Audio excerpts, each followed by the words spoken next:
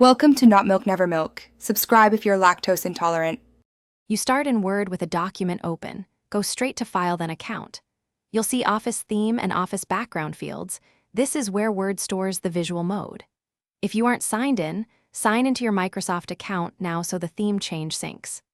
Once done, you'll be ready to switch modes.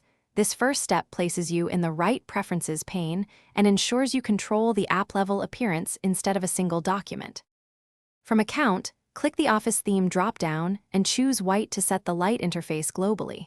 Alternatively, you can use File Options General and find Office Theme there. That applies to just this Windows profile. Make sure to check both the application frame and document background after selection. If Word doesn't reflect the change right away, close and reopen the app. Restarting forces the UI to reload the new color palette, so you see the white theme consistently. To finish, inspect the ribbon, panes, and backstage view to confirm the white theme is active. If parts remain dark, check Windows Settings Personalization Colors and disable System Dark Mode, because Windows-level themes can override Office.